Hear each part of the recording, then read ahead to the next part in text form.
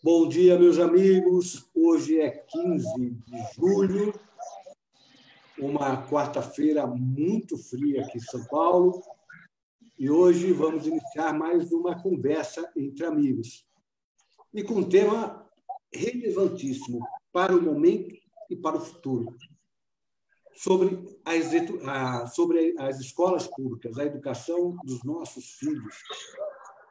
Está conosco hoje o José Renato Nalini, um querido amigo, foi presidente do Tribunal de Justiça de São Paulo, foi secretário de Estado da Educação, já esteve conosco aqui e volta hoje para repensar as escolas públicas. Nalini, bom dia, obrigado por ter aceito o nosso convite. Obrigado, Marcos. Seu convite é uma intimação para mim, que sou servo da Justiça, viu? É um prazer estar com você. Obrigado, Nalini. É muito querido por nós. Aliás, uma das referências éticas que... E também o Wilson Levi, outro amigo, e que também acolheu o nosso convite. Obrigado por ter aceito, por estar aqui hoje, pensando e repensando as escolas públicas. Levi, bom dia.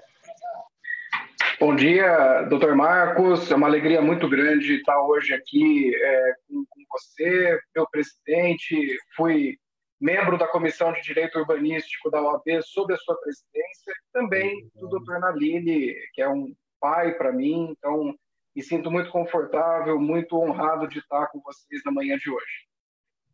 E o Eduardo Xavier está tentando entrar. Se ele entrar durante as nossas conversas, ele passa a participar. Está com alguma dificuldade para conseguir o acesso. Começando pelo Nalini. Nalini, conta um pouco a sua visão em relação às escolas públicas. Evidentemente, São Paulo, mas é uma realidade que deve prevalecer nas escolas municipais, estaduais, enfim. Marcos, a minha sensação, e depois com a experiência de 26 meses na Secretaria da Educação do Estado de São Paulo, é a de que a educação é uma coisa muito séria para ser deixada exclusivamente a cargo do governo. Por isso é que o Constituinte de 1988 foi sábio quando, no artigo 205 da Constituição, ele disse que a educação é direito de todos, de qualquer pessoa, em qualquer idade, mas é dever do Estado e da família em colaboração com a sociedade. Então, não há quem possa estar liberado de pensar e de atuar para que as nossas futuras gerações tenham uma formação de qualidade. E não é o que está acontecendo, infelizmente. No âmbito da administração direta, a educação não é considerada um investimento, ela é considerada um ônus, não é? Há uma verba vinculada, a Constituição prevê quanto é que cada estado tem que voltar, dedicar à educação. Isso gera para o governante que quer pensar mais em eleição e na famigerada reeleição uma preocupação com resultados. Então, essa volúpia das avaliações, a escola tem que dar certo, sem pensar se o alunado está ficando mais feliz, se ele vai ter uma condição de vida melhor do que a dos pais dele, negligenciando as competências socioemocionais. Não funciona a educação pública centralizada e confiada exclusivamente a fins políticos eleitorais. Essa é a minha sensação inicial. Mas o Wilson, que é um doutor muito ilustre, um pensador, me ajudou muito, tanto no tribunal como na Secretaria da Educação, talvez ele seja mais otimista que eu, Marcos. Vamos ver. Já vamos passar para o também fazer o comentário. Bom, vamos lá. Eu acho que a gente não pode perder o otimismo nunca, e acho que, mesmo com todos os desafios enfrentados, o doutor Nalini e eu saímos pessoas melhores depois da experiência que tivemos na Secretaria de Educação. Eu queria destacar um ponto que foi um grande aprendizado e que em certa medida, converge com o diagnóstico do Dr. Nalini, que a educação ela também é a oportunidade dos estudantes se prepararem para o exercício da cidadania. E exatamente por isso, o Constituinte foi muito sábio em incluir expressamente no nosso projeto jurídico-político de nação o princípio da gestão democrática da educação. Não é um princípio retórico, não é um princípio vazio, mas é sim um princípio que mostra que a escola não é responsável só pela escolarização dos estudantes, mas é também uma etapa fundamental para a formação da cidadania, para a reivindicação de direitos, para a compreensão dos deveres e para pensar a comunidade escolar como um microcosmo da sociedade. É um espaço que tem as suas disputas, é um espaço que tem as suas mediações, e se nós soubermos entender o recado do Constituinte, a escola pode ser um espaço muito mais rico e muito mais prolífico de produção de novos cidadãos. Aliás, o artigo 205 da Constituição diz exatamente isso, né? Que, como disse o Nalini, é dever de todos, direito de todos, dever do Estado, da sociedade, da família, mas ele diz que deve ser vocacionada, né? Deve ser promovida e incentivada com a colaboração da sociedade, visando ao pleno desenvolvimento da pessoa, seu preparo para o exercício da cidadania e sua qualificação para o trabalho. E o Roberto Barroso, o ministro Roberto Barroso, no Supremo, num dos julgamentos, o voto dele, ele dizia isso, né, que é um direito fundamental relacionado à dignidade da pessoa humana e à própria cidadania, né? Que exerce a educação, exerce uma dupla função. Ela, de um lado, qualifica a comunidade como um todo, né? Ela não é só individual. A educação ela tem essa finalidade de qualificar a sociedade como um todo, tornando-a esclarecida, politizada, desenvolvida. E, de outro, aí sim, dignifica o cidadão, né? Por isso, a dimensão extraordinária desse direito, que é um direito de todos nós. Vocês conseguem identificar por que a escola pública, aparentemente, pelo menos a sensação que eu tenho é essa, eu estudei escola pública, hoje ela deixou de ocupar aquela qualidade de formação de antes, como regra, não estou falando por exceção, pelo menos naquilo que é evidenciado pelos números. Ou isso é uma formação incorreta, equivocada? A escola pública caiu o nível dela em relação ao que era há 20, 30 anos atrás? Nalini? O Marcos, eu acho que o fenômeno é mais abrangente. A sociedade é que teve um paradoxo muito interessante, não é? Nós tivemos assim descobertas científicas, tecnológicas, nós vivemos mais, nós descobrimos vacinas, nós temos muito conforto, nós temos uma comunicação online imediata, o mundo inteiro sabe o que está acontecendo. Veja quanta coisa boa aconteceu nas últimas décadas. Entretanto, o que é que faltou? Faltou o crescimento espiritual compatível, não é? Por uma série de razões, aquela matéria-prima que eu digo que é a única de que o Brasil é extremamente carente, a ética, ela deixou de ser levada a sério. Então, veja que antigamente os pais eram aficionados à disciplina escolar, respeitavam os professores, ensinavam os filhos a tratar com carinho seu professor. Então, a professora era uma segunda mãe, ela era aquela orientadora. Era muito comum que as crianças pequenas se apaixonassem pelas suas professoras. Eu fui um apaixonado pelas minhas professoras, né? Adorava a escola, gostava de ir até nos fins de semana eu voltava para a escola. Era um lugar de adoração, não era só de respeito, mas era um lugar agradável. Então, a sociedade ela foi retrocedendo nesses valores, não é? Hoje é muito difícil que nós tenhamos pessoas, crianças polidas, crianças que tenham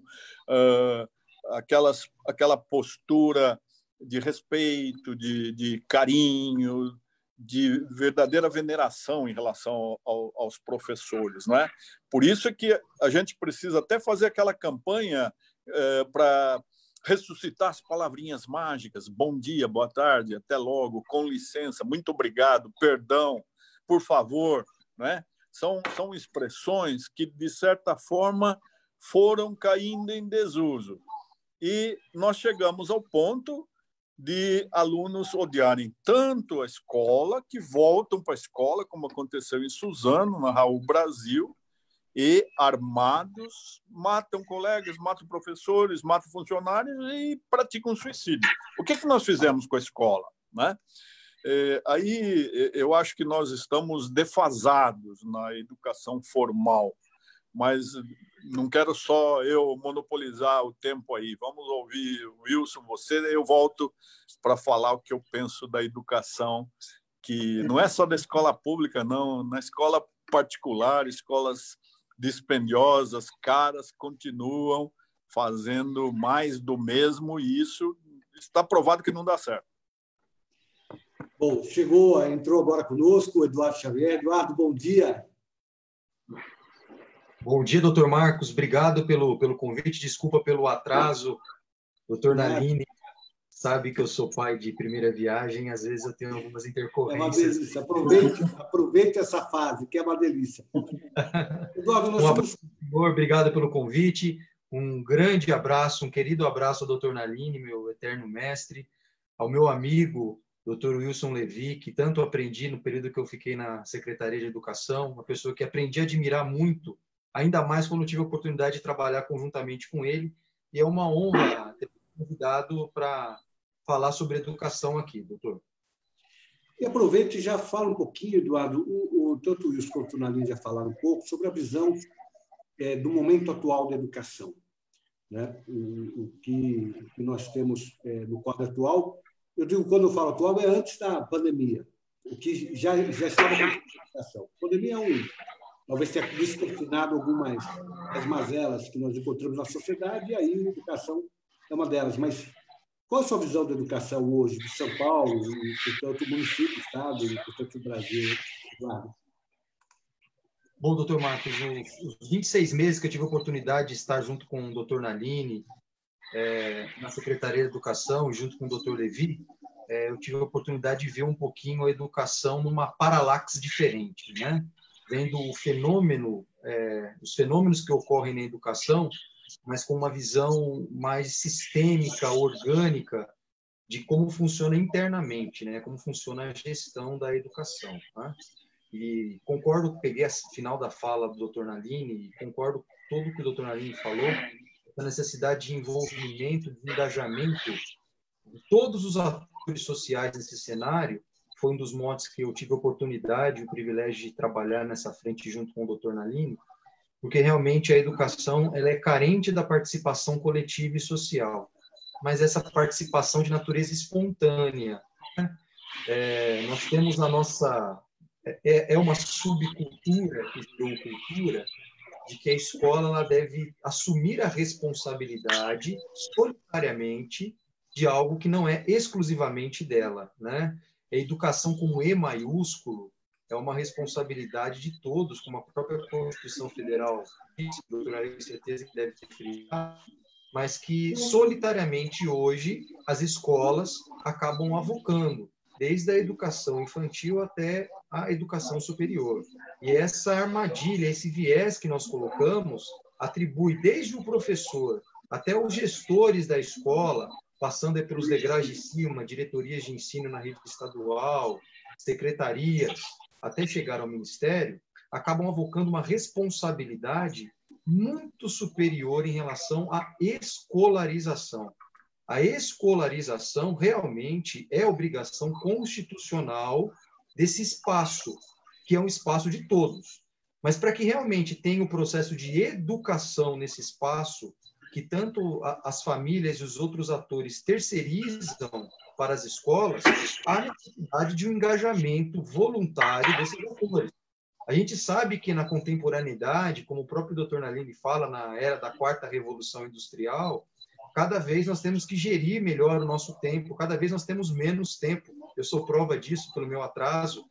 Mas a educação, se nós colocarmos ela como prioritária, naquele patamar, naquele panteão de preocupações sociais aliadas à saúde e segurança pública, sendo educação, no meu modo de entender, até superior em relação às outras duas, nós precisamos realmente fazer o esforço que a educação, com E maiúsculo, exige.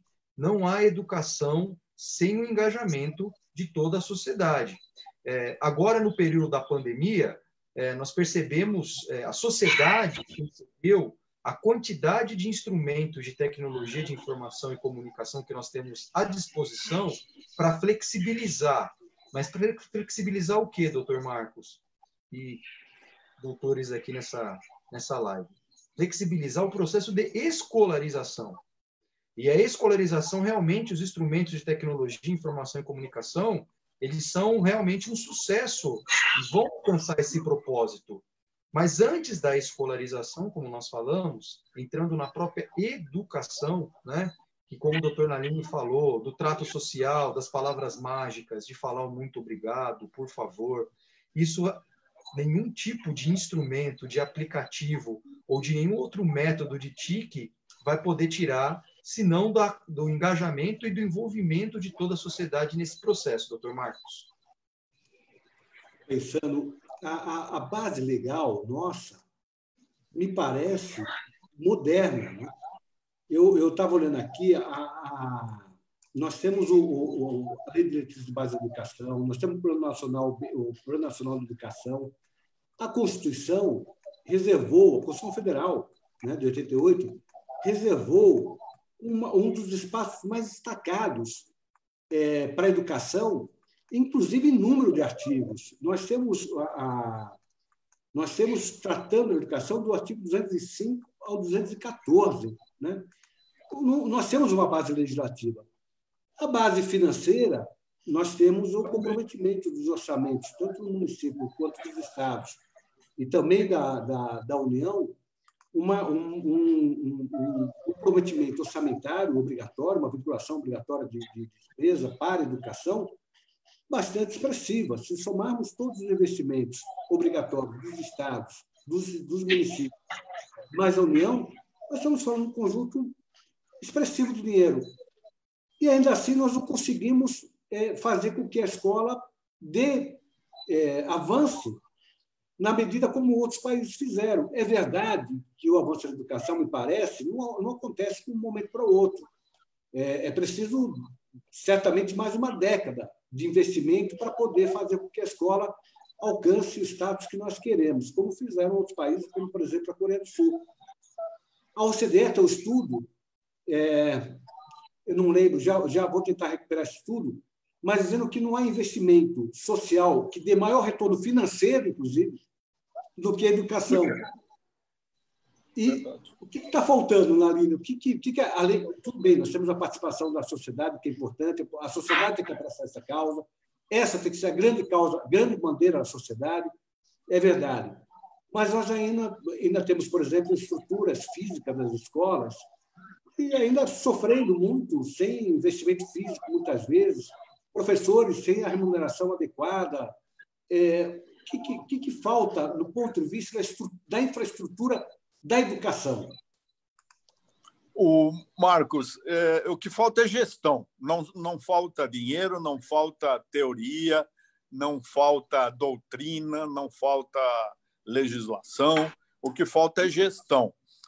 Você está hoje aí com dois convidados que levaram a educação a sério, ou seja, os dois são doutores, o Eduardo, inclusive, é doutor em educação pela USP. Você precisaria um dia fazer uma live só para a educação física, porque ele tem uma recuperação do que houve em termos de negligência da educação física no decorrer das últimas décadas, e ela é tão importante, né? E o Wilson é aquele que fez na Secretaria da Educação a gestão democrática. Ambos participaram no movimento de retomada das escolas com diálogo. O Eduardo ia com a sua motinho conversar com os invasores, com aquela manifestação que a mídia achou democrática dos alunos e ex-alunos e pessoas de fora. Aqueles 200 escolas invadindo as escolas, que foi o momento em que nós ingressamos, né? Então, a Secretaria da Educação de São Paulo, é a maior do Brasil, ela é uma estrutura paquidérmica, burocrática, não é? Paga muito mal. Existem servidores que têm uma responsabilidade imensa, né? Por exemplo, a Juliana, que fazia as licitações de transporte, licitação de 5 milhões, né? E era ameaçada porque as facções controlam o transporte escolar em São Paulo. Então, é alguma coisa que falta gestão, falta inteligência, falta confiar mais nas diretoras, porque quando você tem uma diretora vocacionada, Marcos, com as mesmas deficiências de uma escola, porque são 5.400 escolas, algumas caindo, né? Mas uma diretora vocacionada, ela se utiliza da lei sociológica de pássaros de igual plumagem, recruta professoras afinadas com ela, e a escola é um exemplo, é um modelo. Nós temos várias escolas assim. Agora, nós não confiamos nas diretoras, nós centralizamos tudo no Largo do Aroche, na Secretaria da Educação. Como é que você pode coordenar a vida de 4 milhões de estudantes, 5.400 escolas, 400 mil pessoas na folha de pagamento? Então, uma estrutura que fica burocrática, administrativa, e a educação ela fica relegada para uma preocupação que não é aquela que o secretário pode ter. Além de tudo, Marcos, tem com a melhor das intenções, as estruturas de fiscalização impedem a secretaria de fazer qualquer coisa. Tudo é proibido, né? Nós temos ofícios diários do Ministério Público que, às vezes, obriga a diretora lá no interior a fazer um TAC, um termo de ajustamento de conduta, obrigando-a a alguma coisa que ela não pode fazer. Nós temos TAC da Justiça Federal, do Ministério Público Federal, obrigando a que todas as escolas tenham acessibilidade, sem lembrar que nós temos escolas centenárias, tombadas, que estão subordinadas a 3 órgãos de patrimônio histórico: o local municipal, o estadual, CONDEFAT e o IFAM nacional. Então, as pessoas esquecem da educação, né, para cuidar de burocracia, né? Mesmo o Tribunal de Contas do Estado de São Paulo, quantas vezes eu pedi que eles orientassem os funcionários. Nós temos 645 municípios, Marcos. Alguns não poderiam ser municípios porque são pequenos povoados. Não tem pessoas habilitadas a fazer uma prestação de contas sofisticada como o Tribunal de Contas quer. E tudo gera procedimento administrativo, às vezes ação civil pública, e a educação, ela envolvida nessa burocracia imensa, ela deixa a desejar. Nós precisaríamos voltar a pensar na educação e menos em burocracia. Eu falei demais, o Wilson aqui pode falar mais. Não, mas é importante. Eu quis, Naline, você sabe disso, eu conversei com você, eu quis voltar à escola que me formou na minha infância, que era uma grande escola. Assim, a lembrança que eu tinha, por exemplo, nessa escola, eu disputei um concurso nacional e fiquei em 3º lugar. Um concurso. Maravilha! Contribuinte no futuro. Isso eu tinha 12 anos de idade. Era uma escola sensacional. Aliás, eu vou até contar essa história. Eu fui fazer a redação e pedi ajuda do meu pai. E quando voltei, entreguei, olha como eram os professores, quando entreguei, que é 12 anos de idade, era sobre contribuir para o futuro, sobre a relação da cidadania mesmo. Né? E aí eu pedi para o meu pai me ajudar, meu pai me veio com um monte de números, né? PIB, de 12 anos. A professora leu, me chamou, me deu uma bronca na frente dos alunos, disse, a sua. Senta aqui da frente e faça a redação agora. Me deu uma folha de papel, uma vergonha enorme, mas colocou a mesinha lá, e eu fiz a redação na frente dela.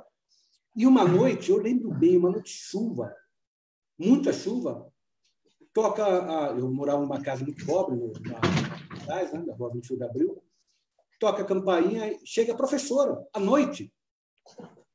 E ela foi levar a notícia para minha mãe de que minha redação tinha sido selecionada pela escola para representar a escola nesse concurso, que era estadual, depois federal. A preocupação da professora da minha casa, esse relacionamento, esse vínculo nós perdemos. Isso que vocês falaram, a participação da sociedade, mas é uma via de mão dupla. Né? Eu falei para você, Renato, Nalini, eu queria voltar na escola porque eu queria falar aos alunos, eu estava na presença hora, eu queria conversar com os alunos, eles estudem, que vale a pena. Tal. E as duas escolas que eu frequentei, uma estava fechada, a Padre Anchieta, fechou. Não existia mais. Essa alteração demográfica em São Paulo é uma coisa trágica também. Isso que inviabilizou a reorganização do meu antecessor lá, do professor Herman. Mas você tocou num assunto muito bom, que o Eduardo também tem uma experiência enorme. Ele foi praticamente o pai da adoção afetiva. E o Wilson, da gestão democrática, conseguiu fazer com que todos os grêmios voltassem a funcionar e também foi quem conseguiu que a Janaína Rueda fizesse o projeto Cozinheiros da Educação, que é uma coisa que deveria ganhar prêmio Nobel. Infelizmente, como tudo no Brasil, reinventa-se a roda cada administração e as boas ideias, porque não foram do atual dignitário do governador, elas são invalidadas, né? Mas essas duas experiências valeram a pena. Adoção afetiva, da qual você participou, que o Eduardo tomou conta, gestão democrática e cozinheiros da educação, que foi o Wilson que se encarregou disso. E já vou passar para os dois, vou passar para o Eduardo e depois para o Wilson, mas fazer um desafio para quem está assistindo. Voltem às suas escolas, conversem com os diretores das escolas e digam: eu quero conversar com os alunos, eu quero prestar esse testemunho, eu quero dizer, olha, eu sentei aqui e hoje eu estou ali. Né? É importante que os alunos percebam a relevância do ensino, a relevância do estudar. Nós temos que levar para os alunos os exemplos, os bons exemplos, demonstrar que vale a pena, sim, estudar como o único caminho para desenvolvimento pessoal, econômico e social. Eduardo, conta um pouquinho do projeto. A adoção afetiva foi um projeto pessoal do Dr. Nalini, né? Foi uma ideia que ele teve logo após as visitas nas primeiras escolas, onde ele realmente percebeu esse distanciamento da comunidade, não uma comunidade muito distante, mas da própria comunidade do entorno. Né? E a ideia que o Dr. Nalini teve é justamente a que o senhor teve, Dr. Marcos da Costa, de trazer as pessoas do entorno que se formaram naquelas escolas, a comunidade que se formou naquela escola, os ilustres que passaram por aquela escola, como o senhor passou por escola pública, os patronos das escolas estaduais, e são diversos, né? E com base nessas orientações do Dr. Nalini, a gente criou um fluxo o menos burocrático possível para tentar localizar esses benfeitores e os aproximarem das suas escolas. Nós começamos ali especificamente em uma das 91 diretorias de ensino, e o projeto ele foi criando corpo justamente pelos convites pessoais que o próprio Dr. Nalini fazia com as pessoas que iam até a Secretaria de Educação, como aconteceu com o senhor mesmo, né? Normalmente, quem visitava a Secretaria de Educação para pedir alguma coisa, saía da secretaria com uma escola adotada, né? Que era a forma de atuação do próprio Dr. Nalini, né? Então, realmente, a maior parte das pessoas que eu tive a oportunidade de atender o Dr. Nalini realmente entraram lá para pedir. mas entraram sem essa consciência no qual eu falei anteriormente, o doutor Aline sempre falou, desse engajamento e responsabilidade coletiva. Então, ele começou pequeno em uma diretoria, foi criando corpo, né? Foi flexibilizado pela forma de adoção que se dava através de protocolo de intenções. Nesse protocolo de intenções, o benfeitor poderia adotar uma escola ou poderia adotar até um grupo de escolas. Isso acabou permitindo que muitos projetos educacionais que eram feitos por parceiros, que eles pudessem mais efetivamente entrar em escolas adotadas e contribuir com a educação naqueles espaços. Então, acabou sendo uma vitrine também para a própria secretaria conhecer projetos educacionais. Um desses projetos educacionais, que foi conhecido através da adoção afetiva, acabou ganhando o prêmio Mário Covas durante a gestão do Dr. Nalini, que é o projeto CDRA, onde a ideia era fazer uma adoção afetiva desse projeto em 3 escolas da diretoria Centro-Oeste, e pela capilaridade e pela intensidade desse projeto, a gente acabou aumentando em algumas escolas e ele ganhou o prêmio Mário Covas. É um projeto que muitas vezes o aluno que tem um déficit intelectual, a chamada DI, ele era colocado como se tivesse autismo. E por ter autismo, ele teria que ser alocado numa escola especial. E o que, na verdade, ele precisava era de uma avaliação adequada e uma adaptação na gestão escolar, doutor Marcos, para que ele pudesse ser inserido no ambiente normal. Esse estudo piloto que nós fizemos permitiu uma economia de milhões de reais aos cofres públicos, porque permitiu a inserção desse aluno com DI e não com autismo, e flexibilizou até o próprio nível de aprendizado desses alunos, já que eles acompanhavam normalmente as aulas, mas tinham conteúdo pedagógico adaptado. Então, é uma das atividades de sucesso que entra através da adoção afetiva. O resultado final, doutor Marcos, mais de 1.000 escolas adotadas afetivamente, então um pouquinho menos de 1/5 da rede estadual. Próximo do final da gestão do Dr. Nalini, nós fizemos um grande encontro na Secretaria Estadual de Educação, onde alguns dos parceiros vieram, encheram o anfiteatro, né? E demonstraram claramente que há também o interesse desses parceiros em se aproximar das escolas, mas tem que ser uma via de mão dupla. A escola também tem que estar preparada a abrir as portas, dialogar com esses parceiros, de forma que seja algo proveitoso para ambos, ou seja, um círculo virtuoso. É óbvio que a escola não pode aceitar qualquer tipo de parceria, principalmente aquela parceria que vai prejudicar o processo pedagógico, o processo de ensino e aprendizagem. Então, a escola tem essa limitação. Mas a maioria esmagadora das vezes, o que o parceiro queria vir era contribuir.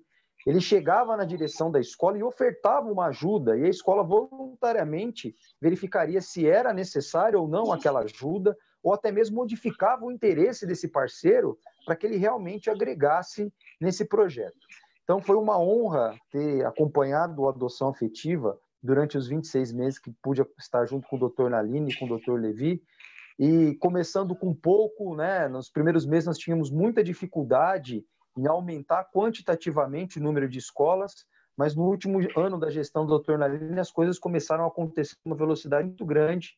Chegamos aí a 1/5 da rede estadual quase, e eu tenho certeza que se o Dr. Nalini tivesse um pouco mais de tempo na Secretaria de Educação, pela resiliência que ele tem, a persistência que ele tem, e principalmente por acreditar nessa ideia, eu tenho certeza que a gente conseguiria alcançar praticamente toda a rede, Dr. Marcos Costa.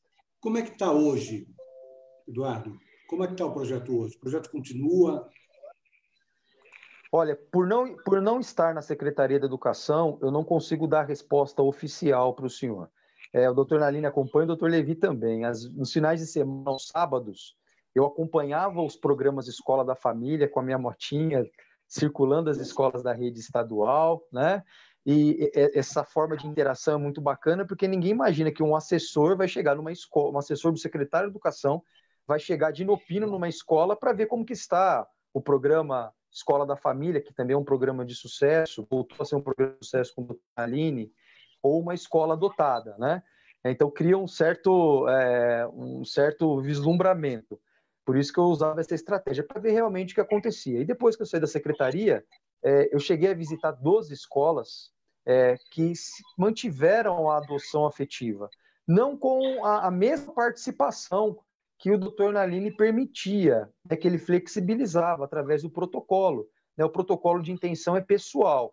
Quando o Dr. Nalini saiu e o protocolo era do parceiro com o Dr. Nalini, muitos parceiros quiseram continuar, mas não havia essa pessoalidade do outro lado que permitisse essa quantidade.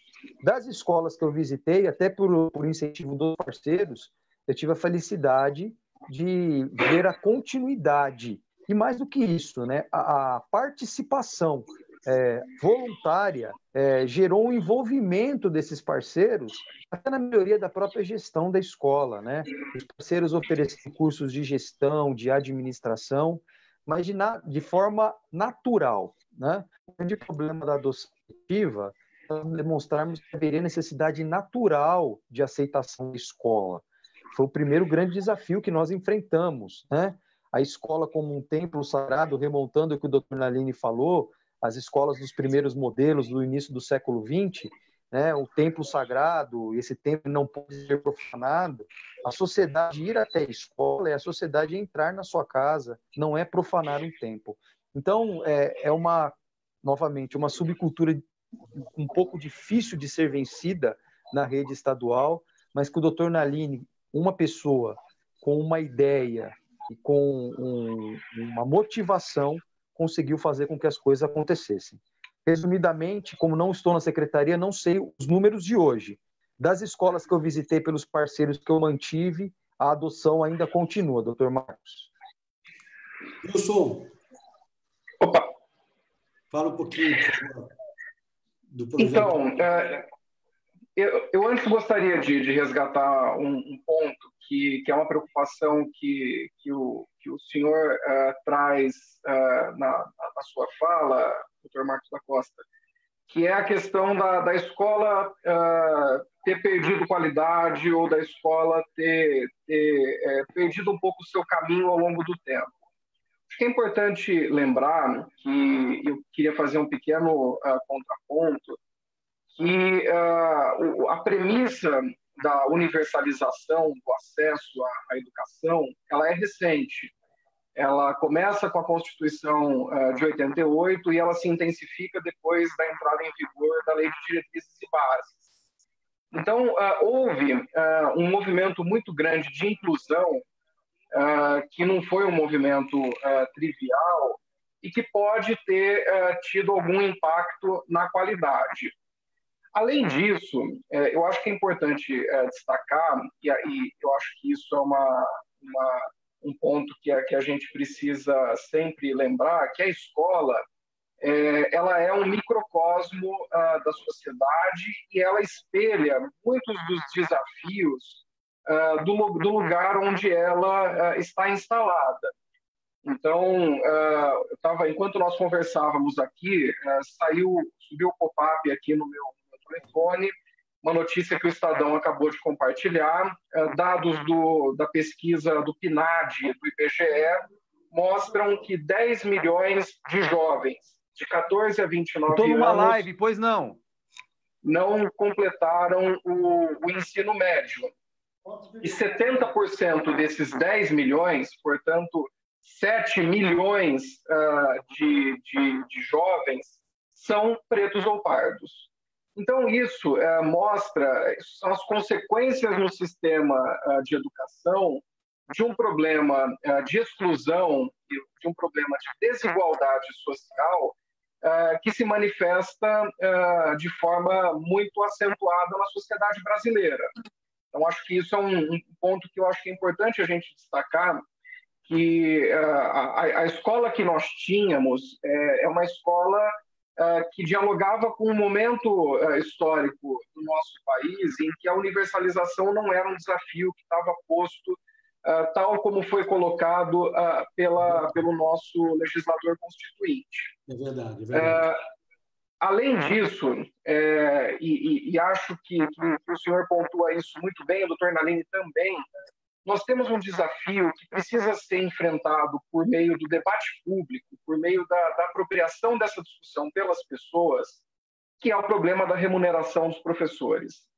Se nós olharmos a meta 17 do Plano Estadual de Educação, plano, aliás, que foi aprovado durante a gestão do Dr. Nalini e muito pelo esforço de articulação e de diálogo do Dr. Nalini, foi aprovado por unanimidade na Assembleia Legislativa de São Paulo, em 2016, a meta 17 coloca o desafio de valorizar os profissionais do magistério das redes públicas de educação básica de forma a equiparar no Estado, até o final do 6º ano de vigência do plano estadual, ou seja, 2022, daqui 2 anos, seu rendimento médio aos dos demais profissionais com escolaridade equivalente. Não dá para... Eu acho muito cruel exigir heroísmo de professores que percebem uma remuneração básica muito inferior ao que preconiza o Plano Estadual de Educação, que coloca essa meta de equiparar o rendimento médio do professor aos profissionais de mesmo nível de escolaridade.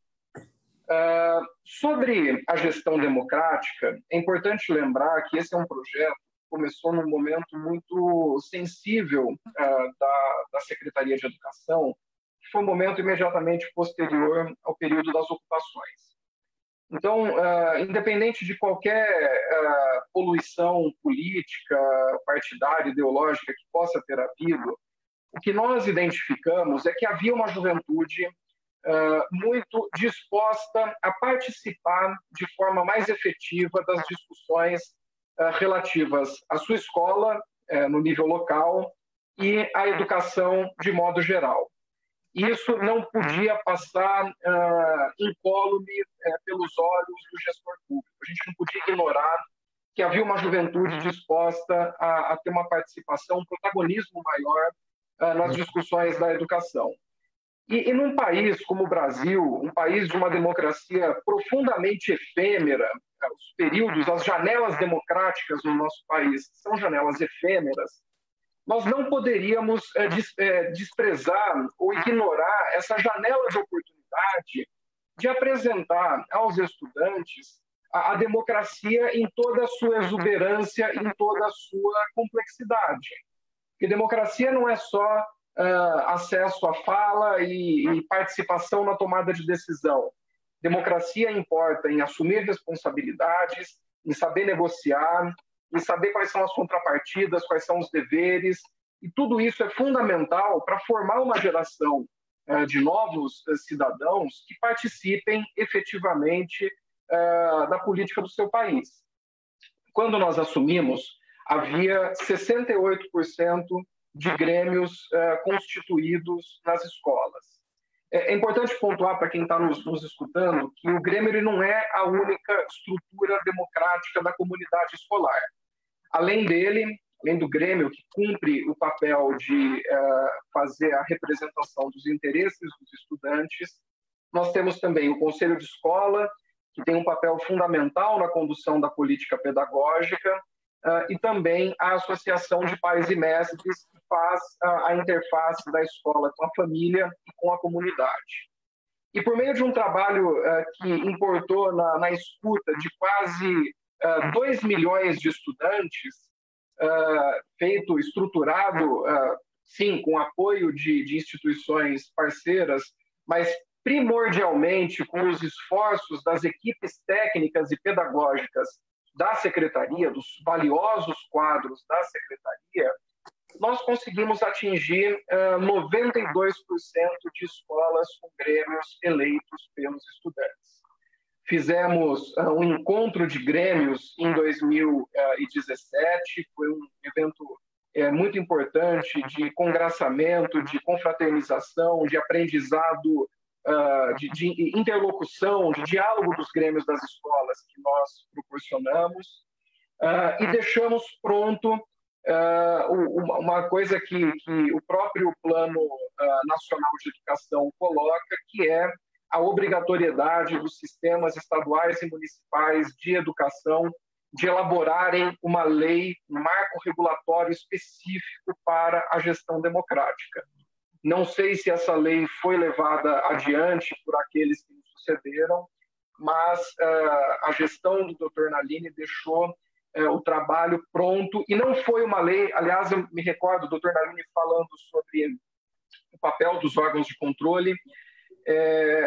Nós começamos com uma reunião com o Ministério Público do Estado de São Paulo, dizendo que não seria possível cumprir os 2 anos de prazo do Plano Nacional para a formação dessa lei. Mas por um motivo muito relevante. Para nós, não faria sentido construir o marco regulatório da gestão democrática da educação de maneira vertical. O marco regulatório dessa magnitude e importância precisava ser construído ouvindo as bases, ouvindo os estudantes, os professores, os servidores de educação, os gestores, para que ela fosse produto de uma vontade democrática genuína. Então, nesse sentido, esse é um projeto que nós tocamos com muito cuidado. E tocamos com o cuidado de não fazer dele uma política de governo, mas sim uma política de Estado. Porque uma coisa que é muito delicada em processos de gestão democrática é que toda vez que você fala em democracia, você cria uma expectativa. E é uma expectativa legítima das pessoas terem um espaço. Se nós não construirmos isso de forma consistente, a expectativa muito rapidamente se torna frustração.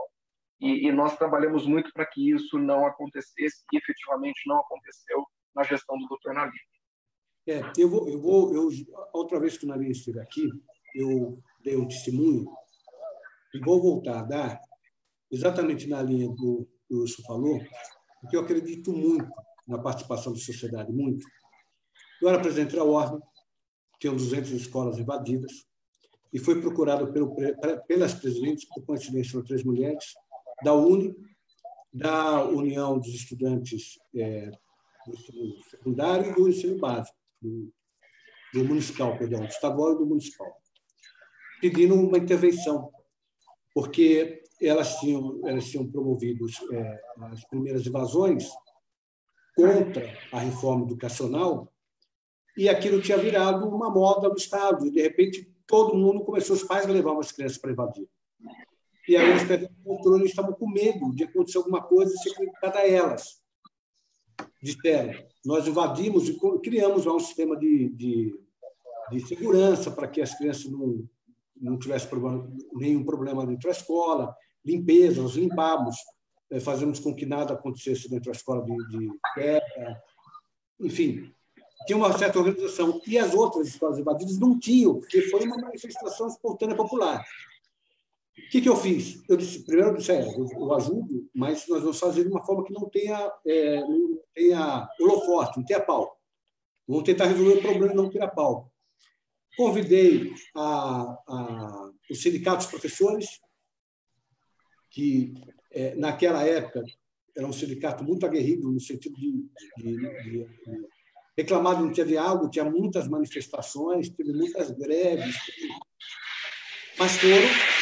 Convidei o secretário de Educação, que não foi, era o antecessor da Nalini, mas mandou uma senhora que trabalhava com ele. Convidei o Ministério Público e convidei o Judiciário, porque tinha uma ação, já tinha uma medida judicial proposta pelo Ministério Público. E ficamos o dia inteiro conversando na ordem. E chegou, eram 11 horas da noite, quando eu recebi a ligação da minha casa do governador Alckmin, dizendo que eu fui na reunião, perguntando o que eu tinha achado.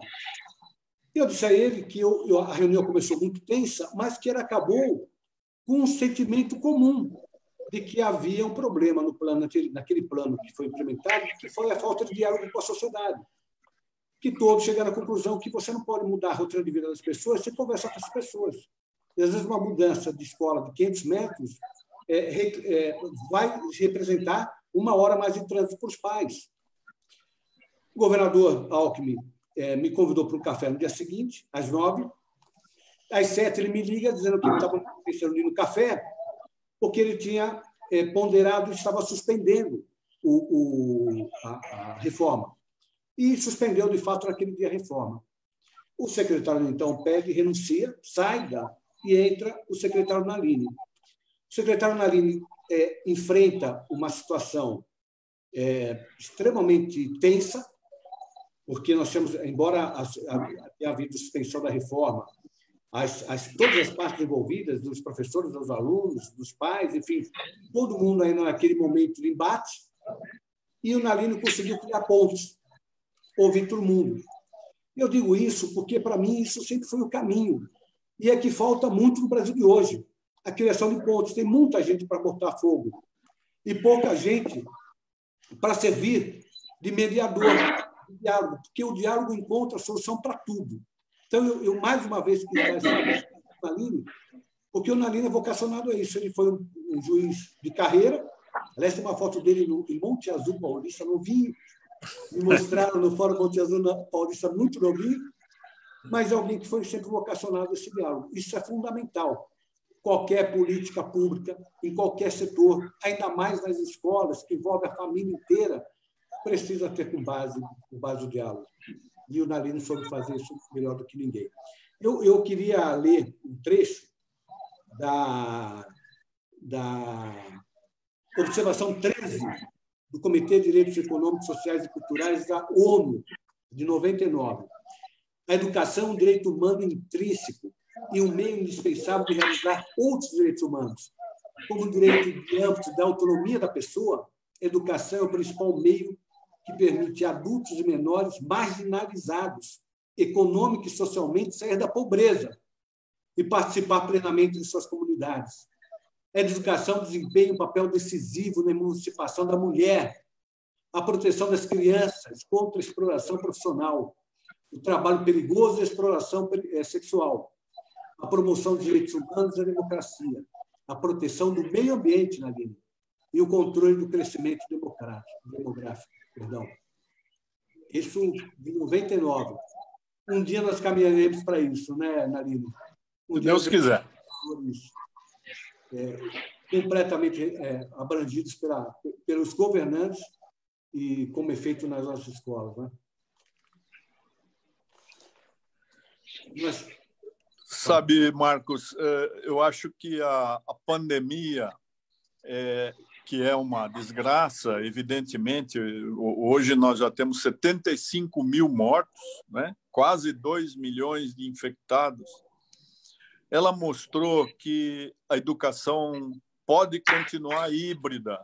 Nós temos inúmeros recursos, muito mais sedutores, às vezes, do que aqueles que nós conseguimos transmitir dentro da sala de aula. E é muito importante que nós assumamos o compromisso de acompanhar cada aluno com as suas peculiaridades, com a sua individualidade, com o seu ritmo, não é? Quase que numa complementação das aulas prelecionais com um acompanhamento de aula particular. Há muitos professores bem talentosos e que conseguem fazer isso, porque nós não podemos, e eu cito outra vez Michel de Montaigne, nos seus ensaios ele fala, nós colocamos 50 indivíduos, né, porque crianças são indivíduos, com as suas peculiaridades, com o seu temperamento, com a sua personalidade, com a sua história de vida, com a sua família, todos irrepetíveis, todos singulares, transmitimos o mesmo conteúdo e depois nós estranhamos quando 4 ou 5 dessa classe de 50 dão certo no seu caminho de vida, na sua realização pessoal, funcional, profissional, cívica, política, etc. Então, eu acho que a pandemia está nos ensinando isso. Nós podemos cuidar individualmente de cada aluno, principalmente acompanhando aqueles atributos que a escola deixou de lado, né? Na preocupação cognitiva de transmitir informações, fazer a criança decorar informações que nem sempre ela vai usar quando adulta, e quando hoje nós temos aí Google que responde na mesma hora, em segundos, com uma exatidão muito maior, né?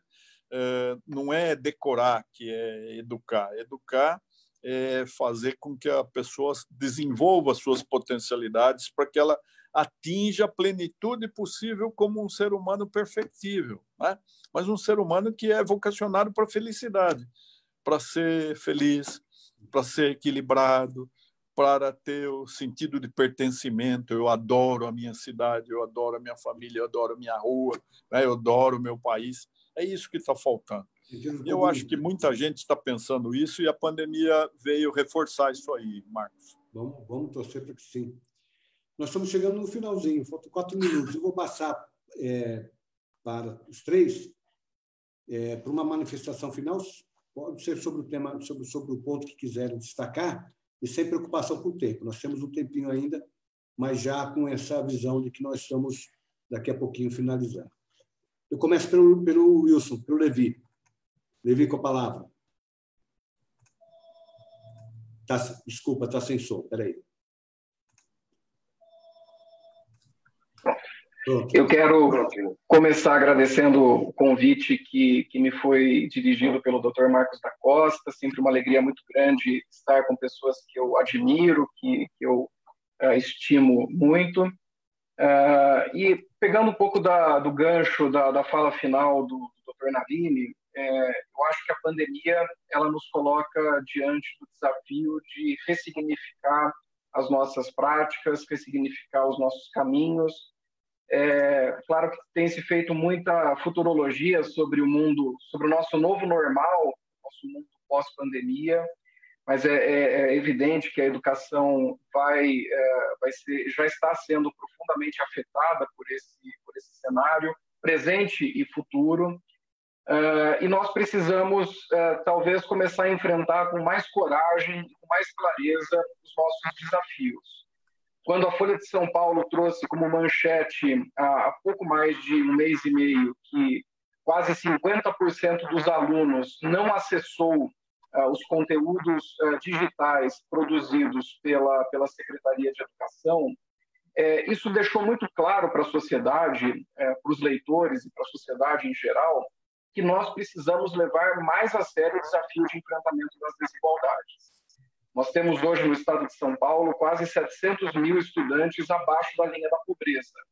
Pessoas que não foram sequer incluídas no universo digital e que, por conta da peculiar condição que vivem, muitas vezes coabitando uma casa em região vulnerável, sem acesso a saneamento básico, sem acesso aos benefícios da urbanização, ficam completamente alijados de qualquer processo de hibridismo ou de acesso à educação por meio digital. Então, se nós dedicarmos mais tempo para enfrentar o problema da desigualdade, nós, com certeza, teremos uma educação de mais qualidade. Eu sigo muito coerente com a ideia de que não é que a escola piorou, não é que a escola é ruim, mas a escola ela absorve e ela reflete muitos dos problemas da sociedade. Acho que se a gente diminuir o peso que nós muitas vezes jogamos sobre a escola e passarmos a compartilhar mais a responsabilidade pelos problemas que ela experimenta em outras searas, na segurança, na saúde, no saneamento básico, nas políticas públicas urbanas, nós vamos colocá-la para se debruçar sobre método de aprendizagem, sobre qualificação dos professores, sobre remuneração dos professores e sobre outros desafios que são mais compatíveis com essa área de atuação. Eu acho que a gente tem que, para ter uma escola melhor, nós precisamos cuidar com mais carinho, com mais atenção, com mais vontade do problema da desigualdade. Obrigado, Wilson. Obrigado mais uma vez por ter aceito o convite, por estar conosco. Vamos voltar a esse tema, que esse tema é riquíssimo, importantíssimo, e deve ser o principal tema da nação, não tenho dúvida sobre isso. Com certeza. Muito bom. Eduardo? Doutor Marcos, eu acho que esse período que nós vivemos, ele vai deixar várias marcas, mas a principal marca é que a escola é necessária, seja por qual motivo for, seja pelo motivo da escolarização, seja pelo motivo da própria educação que, infelizmente, as famílias acabam terceirizando a escola. O fato de hoje as escolas não estarem inseridas nesse momento, por exemplo, no Plano São Paulo, gera um transtorno muito grande para a rotina das famílias, né? Não há uma mudança apenas nas relações sociais. Muito provavelmente o senhor não estaria fazendo um programa desse tipo se nós não estivéssemos nesse momento. Muito provavelmente o senhor estaria fazendo um programa presencial. Nós nos adaptamos a essa realidade, mas a escola sempre vai ser necessária.